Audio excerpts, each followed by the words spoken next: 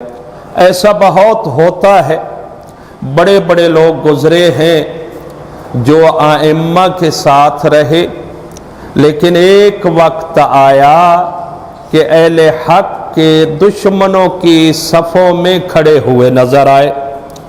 جیسا کہ اگرچہ ہمیں بہت ثقیل لگتا ہے ایسی باتیں سن کر، لیکن جو حقیقت ہے، جو تاریخ نے بیان کیا ہے، ان کو بیان کرنا ہی پڑتا ہے۔ کچھ افراد ایسے ہیں جو مولائے کائنات علی ابن ابی طالب کے ساتھ رہے اور جنگ صفین میں بھی علی کا ساتھ دیا، جنگ جمل میں بھی علی کا ساتھ دیا ہے، اور پھر امام حسن علیہ السلام کے ساتھ بھی رہے، لیکن ایک وقت آیا کہ وہ امامت سے، ائمہ طاہرین سے کٹ کر ان کے دشمنوں کے پاس چلے گئے۔ آپ تو جانتے ہیں، اور یہ میزہ ہے صرف اور صرف شیعہ قوم کا، جو کہ برے کو برا کہتی ہے، اچھے کو اچھا کہتی ہے، اور اس کی تاریخ گواہ ہے۔ اور پھر ایک وقت آیا کہ کربلا کے میدان میں وہی جو علی کے ساتھی تھے، امام حسن کے ساتھی تھے، وہ امام حسین کے قاتلوں کی صف میں کھڑے ہو گئے اور امام کے خلاف۔ تو لہٰذا اسی لیے ایک بندہ آیا ہمارے چھٹے امام کی خدمت میں،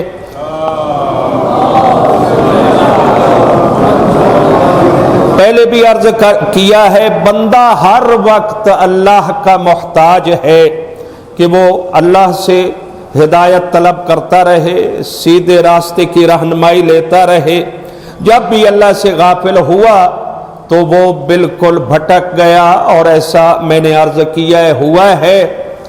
آپ دیکھیے، ایک بندہ آتا ہے چھٹے امام کی خدمت میں تو کہتا ہے، میرے مولا و آقا، میں بڑا نمازی تھا، بڑا روزہ دار، میں نے حج بھی ادا کیے ہیں، میں نے زیارات بھی کی ہیں، نماز کا پابند ہوں، روزے کا بھی پابند ہوں، کسی پہ تجاوز نہیں کرتا تھا، میں بالکل کسی کے حقوق کو میں نے غصب نہیں کیا ہے، لیکن اب میری صورت حال یہ ہے کہ گناہوں کے لیے میرا دل کرتا ہے کہ میں گناہ انجام دوں، اور نیکی کے لیے سستی کرتا ہوں، نماز کو ٹائم پہ ادا نہ کرنا یا دوسروں کے حقوق کا خیال نہ کرنا۔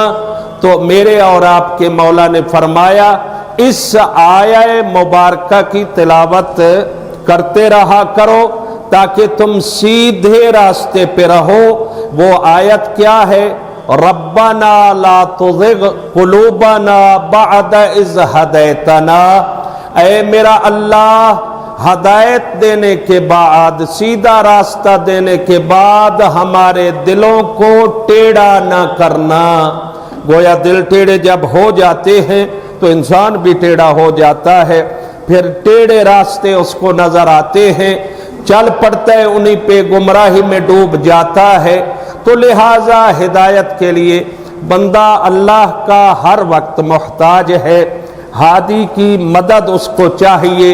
اسی لیے آپ جب بھی نماز پڑھتے ہیں، کوئی پتہ نہیں ہے میں نماز ایک رکعت میں کھڑا ہوں، دوسری رکعت کا مجھے ٹائم ہی نہ ملے، اسی لیے خالق نے نماز کی ابتدا میں کہا، ایاک نعبد و ایاک نستعین۔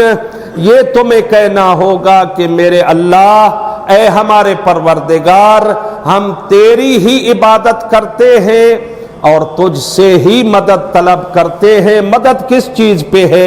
اب توفیق بھی ہے، طاقت بھی ہے، نماز ادا بھی کر رہا ہے، تو کس چیز کی توفیق اور عون و مدد اس کو چاہیے؟